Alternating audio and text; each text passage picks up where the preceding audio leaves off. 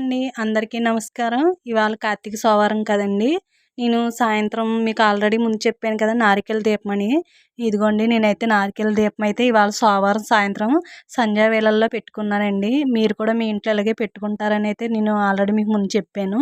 నేనైతే ఇలా పెట్టుకున్నానండి. ఇలా రాగి ప్లేట్ ఉంటే బియ్యం వేసుకొని అందుట్లో కొబ్బరి చెప్పు పెట్టుకొని ఇదిగోండి ఇలా బొట్లు పెట్టుకొని ఇలాగా తూర్పు వైపు ఒకటి, ఈశాన్యం మూల ఒకటి, ఉత్తరం వైపు ఒకటి పెట్టుకున్నాను.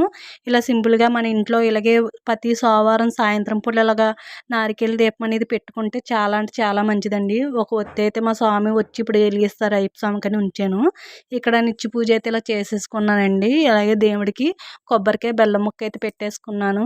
ఇలా సింపుల్‌గా మీ ఇంట్లో ప్రతి సోమవారం పొద్దున మనం గుడికి వెళ్తాం కాబట్టి పొద్దున కన్నా సాయంత్రం మనం సంధ్యా వేళల్లో ఇలాగ ఈ నారికేల దీపం అనేది పెట్టుకుంటే చాలా అంటే చాలా మంచిదంటండి.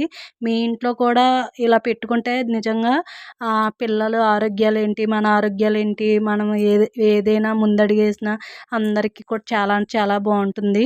అయితే ఉపవాసం ఉన్నవాడు సోమవారం నాడు పొద్దున్నుంచి ఉపవాసం ఉండి సాయంత్రం ఈ దీపం పెట్టుకుంటే ఇంకా మంచిదంటండి. మీరు పూర్తిగా ఉపవాసం ఉండలేని వాళ్ళు కనీసం పళ్ళు, పాలు తీసుకుంటూ ఉపవాసం ఉండి సాయంత్రం ఈ దీపం వెలిగించుకొని మీకు కుదిరితే భోజనం లేదంటే టిఫిన్ అయితే టిఫిన్ తినండి.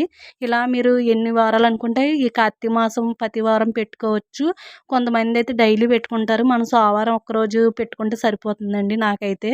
మీరు కూడా మీ ఇంట్లో ఇలాగే ఇలా నారికేల దీపం అనేది పెట్టుకొని శివయ్య అనుగ్రహం మీకు ఉండాలని కోరుకుంటూ మీ ఈ గంగా సన్ని యూట్యూబ్ ఛానల్ అండి. ప్లీజ్ మన ఛానల్‌ని మీరందరూ ఇంకా ఆదరించి ముందుగా నడిపించాలని కోరుకుంటున్నాను. ప్లీజ్ ఈ వీడియో మీకు నచ్చినట్టయితే ప్లీజ్ సబ్స్క్రైబ్ చేసుకొని ఒక లైక్ అయితే కొట్టండి. ఒక లైక్ వల్ల నా వీడియోలు ఇంకా కొంతమందికి రీచ్ అవుతాయండి. అలాగే నాకేమన్నా అడగాలంటే కామెంట్ బాక్స్‌లో కామెంట్ అయితే పెట్టండి.